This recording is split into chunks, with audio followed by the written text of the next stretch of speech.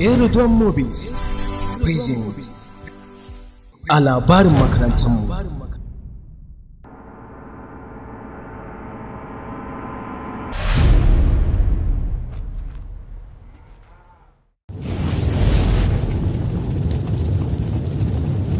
The intelligent student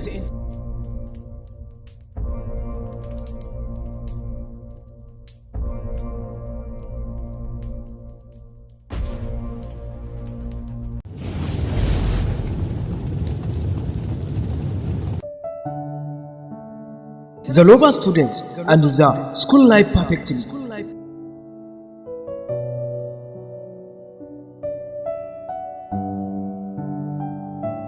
The orphan boy be suffer, he is school life, he named Adam. Hakan ne yasa na yanke shawarar cewa zan zo sanar da ke cewa ina son ki. Me yasa kika ki amincewa Adam da soyayya? Kin gana miki kamar wani zai soyayya da Adam? Dan me zaka ce da wannan matsiya ce yarinya kana son?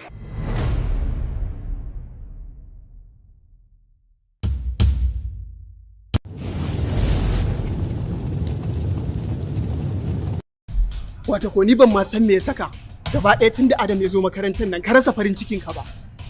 Na gano hanyar da zan tarwatsa rayuwar Adam a makarantar nan.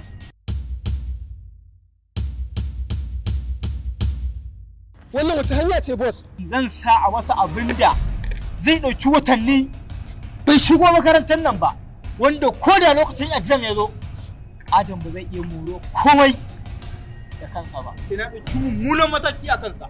Wai menene zai wasu gida a makarantar nan ne yake min irin waɗannan abubuwan, ni fa na fara gajiya wallahi.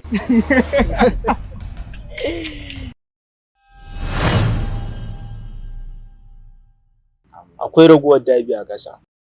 A labarin makarantarmu. Coming soon. Please subscribe the channel Aerodrome Movies. Watching out for Monday 8:30 p.m.